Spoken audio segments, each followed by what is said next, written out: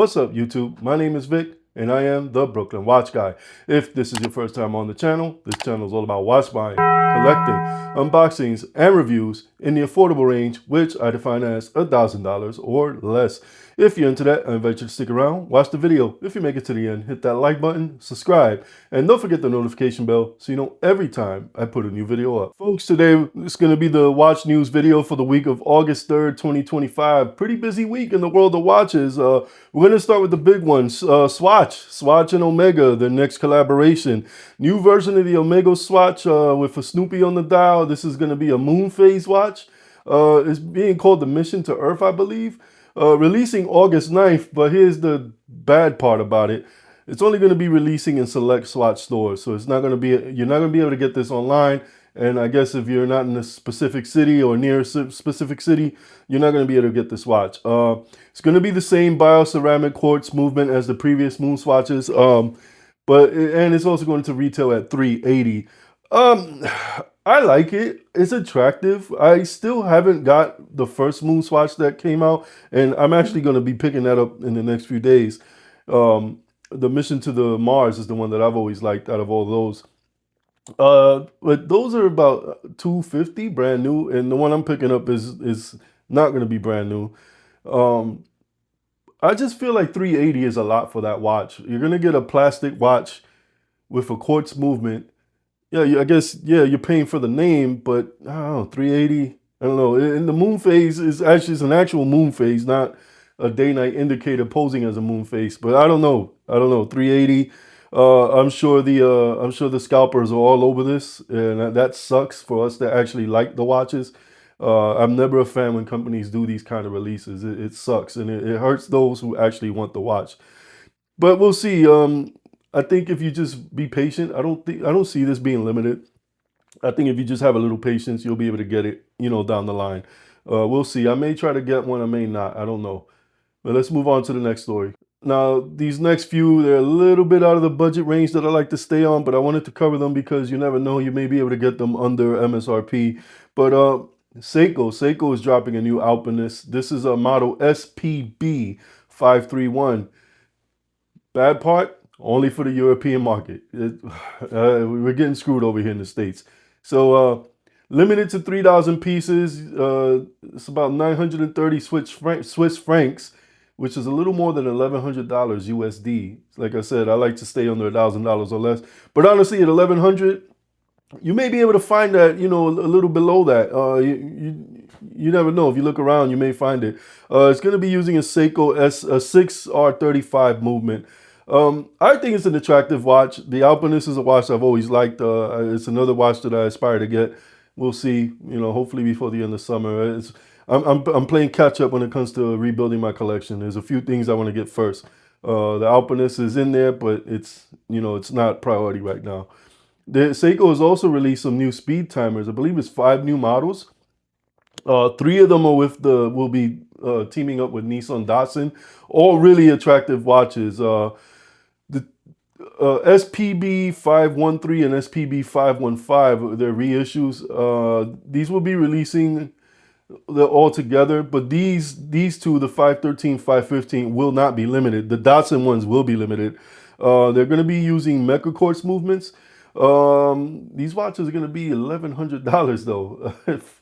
Sucks. I love Seiko. Seiko's been going more at market, and that's why I've been looking at alternatives to Seiko.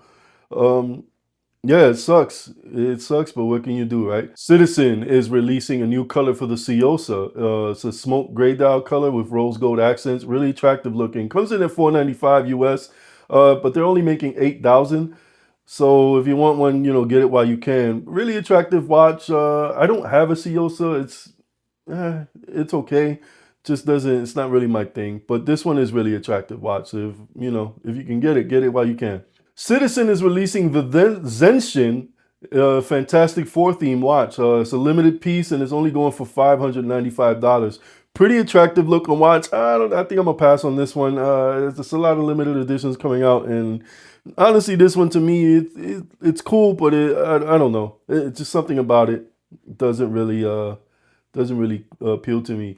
But while I'm on the subject of the Citizen Fantastic Four, Fossil also just dropped a new Fantastic Four theme watch. I believe also limited edition. When I checked this morning, sold out, but it's going for like $295. So if you're able to find this one, it's a Fossil. It shouldn't cost too much money, but resellers are resellers, so you never know. Botery, a brand I've taken some interest into recently, and they recently released a chronograph, the Gold Ace. It's on a slight discount right now. This watch released in May. This is a titanium metal quartz watch, and here's the kicker. This only goes for $149. So honestly, for me, I feel like this watch is a better deal than the new Snoopy Moon Swatch. Unless you really got to have that name on your wrist. You're getting a titanium watch. It's going to have a sapphire crystal, mecha quartz movement for $149 versus $400 for a plastic watch with I believe it's acrylic. I'm not 100% on that. It may be mineral crystal, but still titanium, plastic, sapphire, mineral, or acrylic.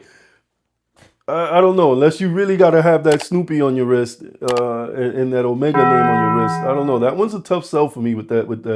That $149 price that's less than half of the new Moon Swatch. Getting back to Seiko, Seiko has also released a third generation of the Samurai. This one is going to be a reference number SRPL 11, 13, and 15. The prices vary on these guys. The most expensive one comes in at $625 US. They're smaller than the current generation Samurais. These are going to be 41.6 millimeters. I believe the current ones are 44, if I'm not mistaken. And folks, last but not least, Kickstarter. So a new watch has just launched on Kickstarter. Already met their funding goal. They just launched, I believe, on Friday. The Try4. It's like a transparent LCD. Really cool watch. And it's only going for 85 US if you back it now. The early birds are already sold out. I think that was limited to 50 or 80 pieces. I don't remember exactly. But still on Kickstarter. I will be linking it in the description of this video. Pretty cool watch. I'm not going to lie. They have a YouTube channel, and I will also link the YouTube channel if you want to check it out.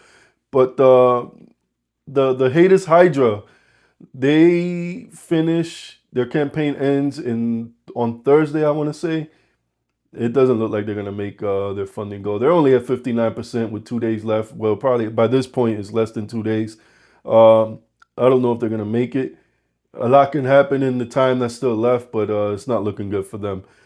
So we'll see what happens with that. Folks, that's going to conclude this edition of Watch News. Please get in the comments. Let me know if you're picking up that Moon Swatch. What do you feel about some of these other watches? How you feel about Seiko jacking up their prices, limiting the Alpinist to the new Alpinist to Europe?